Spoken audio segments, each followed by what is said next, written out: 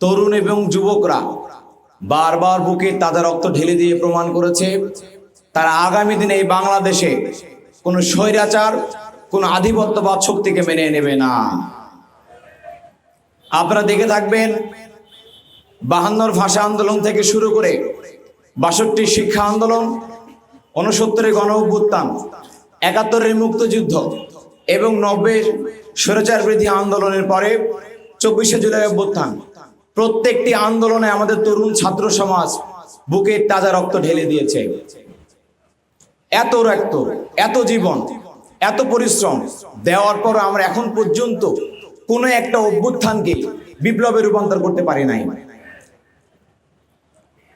এই যে অগ্রগতির পিছনে বাধা, এত জীবন, এত রক্তর পরেও স্বপ্নের দেশ গড়তে না পারা, এর পিছনে সবচেয়ে বড় দায়ী হচ্ছে আমাদের নেতৃত্বের দুর্বলতা, আর দ্বিতীয় হচ্ছে আধিপত্যবাদ, ভারতের কূটকৌশল।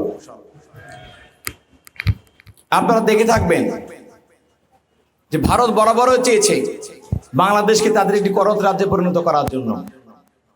ইতিমধ্যে আওয়ামী লীগকে হারিয়ে ভারত নতুন করে আরেকটি দলকে বিপুল অর্থের বিনিময়ে তাদের দালাল হিসাবে নিয়োগ প্রদান করেছে। আপনারা খুব ভালো করে খেয়াল করে দেখবেন, ভারতের আনন্দবাজার পত্রিকা থেকে শুরু করে অনেকগুলো গণমাধ্যমে প্রকাশিত হয়েছে তারেক রহমান ভারতের কিছু শর্ত মেনে নিয়ে মুসলিকা দিয়ে তিনি এদেশে রাজনীতি করতে এসেছেন। কিন্তু বিএনপির পক্ষ থেকে অথবা তারেক রহমানের পক্ষ থেকে এই অভিযোগের বিপরীতে কোনো অফিসিয়ালি প্রতিবাদ জানানো হয় নাই। তাহলে এটাই প্রমাণ করে আওয়ামী লীগের পরিবর্তে বিএনপিকে বর্তমানে ভারত বিপুল অর্থের বিনিময়ে নয়া দালাল হিসেবে বাংলাদেশের নিয়োগ প্রদান করেছে। সম্মানিত ভাইরা, আমরা বলতে চাই যে ভারত ইসলামী ছাত্র শিবিরের প্রথম কেন্দ্রীয় সভাপতি মীর কাসেম আলীকে ফাঁসি দিয়েছে, যে ভারত ইসলামী ছাত্র শিবিরের দ্বিতীয় কেন্দ্রীয় সভাপতি কামরুজ্জামানকে ফাঁসি দিয়েছে, যে ভারত বাংলাদেশকে হায়দ্রাবাদ এবং সিকিমের মতো করে দখল করতে চায়, যে ভারত আমাদের 57 জন সেনাপূজারকে পরিকল্পিতভাবে পিলখানায় হত্যা করে, যে ভারত খুনি হাসিনাকে আশ্রয় দেয়, যে ভারত নবীদের উত্তরসূরি আলেমদেরকে ফাঁসিতে ঝুলিয়ে মারে, যে ভারত পানি আটকে আমাদের উত্তরবঙ্গকে শুকিয়ে মারে, পানি ছেড়ে দিয়ে আমাদেরকে ডুবিয়ে মারে, যে ভারত সীমান্তে আমাদেরকে পাখির মতো গুলি করে মেরে আমাদের লাশকে তার কাটায় ঝুলিয়ে রাখে, যে ভারত বিগত 15 বছরে আমাদের ভোটাধিকার হরণ করে হাসিনার ফ্যাসিবাদ কায়েমে সহযোগিতা করে, সে ভারত কখনো আমাদের বন্ধু হতে পারে না। আর সেই ভারতের সাথে যারা চুক্তি করে, গোপন চুক্তি করে, বন্ধুত্ব করে, লিয়াজু করে, দালালি করে, সেই দলকে আমরা তরুণরা সিদ্ধান্ত নিয়েছি, জুলাই সৈন্যরা আমরা সিদ্ধান্ত নিয়েছি তাদেরকে লাল কার্ড দেখে বিদায় করে দেব। সম্মানিত ভাইরা, আমরা বলেছি আমরা জীবন দিব, রক্ত দিব, মীর কাসেম আলী ভাইয়ের মতো করে ফাঁসির দড়ি গলায় নিব, তবুও দেশের বিষয়ে, সত্যের বিষয়ে আধিপত্যবাদ ভারতের সাথে আমরা চুল পরিমাণ আপোষ করতে পারবো না। আমরা আমাদের শহীদের রক্তের সাথে বেইমানি করতে পারবো না। সম্মানিত ভাইরা, দেখবেন 17 বছর পরে একজন বাংলা লুথার কিং দেশে ফিরেছেন। তিনি বলেছেন আই হ্যাভ এ প্ল্যান। তা আমরা দেখলাম তিনি কি প্ল্যান নিয়ে এসেছেন। প্ল্যান দেখতে গিয়ে আমি দেখলাম তিনি বলেছেন যুবকদের তিনি বেকার ভাতা দিবেন। তা আমরা বলতে চাই পৃথিবীর প্রত্যেক দেশ এই যুবকদেরকে দক্ষ করার জন্য, যোগ্য করার জন্য চমৎকার প্ল্যান নিয়ে থাকেন। আর এদিকে আমাদের লুথার কিং প্ল্যান নিয়েছেন, তিনি আমাদেরকে বেকার ভাতার কার্ড দিয়ে তার চাকর বানিয়ে রাখবেন। আমরা সবার আগে তার এই অসম্মানজনক ভাতাকে আমরা প্রত্যাখ্যান করলাম। সম্মানিত ভাইরা, তিনি হয়তোবা ভুলে গিয়েছেন আমরা ইবনে সিনার উত্তরসূরি, আমরা আল বেরুনের উত্তরসূরি, আমরা আল খাওয়ারিজমের উত্তরসূরি, আমরা তিতুমিরের উত্তরসূরি, আমরা হাজি শরীয়তের উত্তরসূরি, আমরা শেরে বাংলার উত্তরসূরি। আমরা জ্ঞানে, বিজ্ঞানে, সমরে, কৌশলে পুরো বিশ্বকে আমরা নেতৃত্ব প্রদান করতে পারি। কাজেই ভুয়া ফ্যামিলি কার্ড, ভুয়া কৃষক কার্ড আর বেকার ভাতার স্বপ্ন আমাদেরকে দেখাবেন না। যদি পারেন আপনার কর্মীদেরকে আপনারা একটু বেকার ভাতা প্রদান করেন, কারণ আপনাদের কর্মীরা যে পরিমাণে চাঁদাবাজি করে, এটা প্রদান করলে অন্তত চাঁদাবাজি কিছুটা হলেও কমে যাবে বাংলাদেশে। সম্মানিত ভাইরা, আমরা বলতে চাই, দেখবেন তিনি আরো একটা প্ল্যান নিয়ে এসেছেন চমৎকার করে। তিনি বলেছেন যে আমি ক্ষমতায় আসার পরে 20,000 কিলোমিটার খাল খনন করব।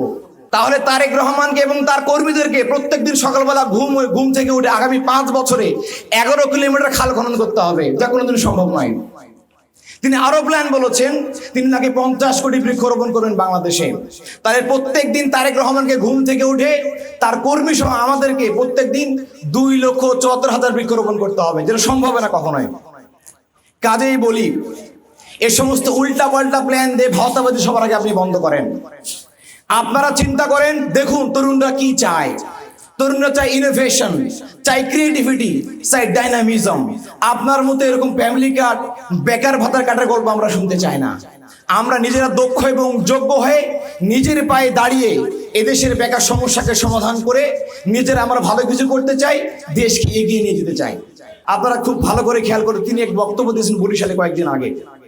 তিনি বলেছেন, বাংলাদেশে একটি নতুন দল জালেম হিসেবে উদ্ভব হয়েছে, তারা নাকি 17 বছর গুপ্ত ছিল। তিনি আর কিছু বলেন নাই। এরপরে আমি বলা শুরু করি ওনার বক্তব্য আমি এখন শেষ করে দিব।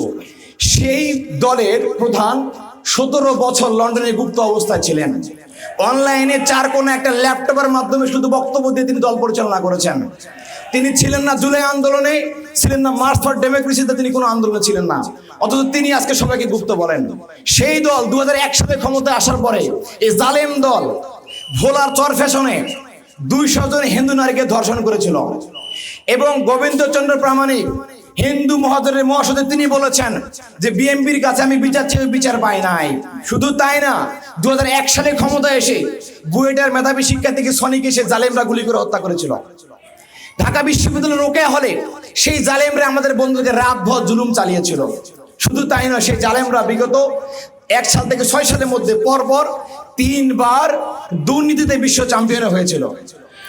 শুধু তাই নয়, বিগত 17 মাসে 5 আগস্টের পরে তারা নিজ দলের কর্মীকে খুন করেছে, তার সংখ্যা 228টি।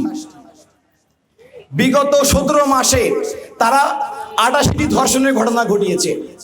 বিগত 17 মাসে কয়েক হাজার তারা চাঁদাবাজির ঘটনা ঘটিয়েছে। সবগুলো পত্রিকা খুললে আপনারা পাবেন। তারা একদিকে ফ্যামিলি কার্ডের গল্প করবে, কৃষক কার্ডের গল্প করবে, বেকার ভাতার গল্প করে জনদরিদ্র সাজবে, অন্যদিকে আমাদের মায়ের বোরকা খুলে নেওয়ার জন্য তারা হুমকি দিবে, হিজাব ধরে টান দিবে, নেকাবকে বেশ্যাবৃত্তির পোশাক বলে তুলনা করবে, গর্ভবতী নারী পেটে তারা লাথি মারবে, পাশাপাশি গাজীপুরে মহিলা নারীকে তারা ছুরি মেরে খুন করবে, চট্টগ্রামে 7ম শ্রেণীর শিক্ষার্থীকে তারা গণধর্ষণ করবে, এবং গাজীপুরে শেরপুরে আমাদের কর্মীকে হত্যা করার পরে বিলুপ্ত করা, কমিটি বিলুপ্ত করার নাটক করবে। আর এগুলো আমরা দেখে দেখে সহ্য করবো। আপনি কেমন করে ভাবলেন? যে জালেম দল বিগত 17 মাসে প্রমাণ করেছে তারা নারী নিপীড়কের দল, তারা চাঁদাবাজের দল, তারা ধর্ষকদের দল, সে দলকে বাংলাদেশে আর মানুষ দেখতে চায় না।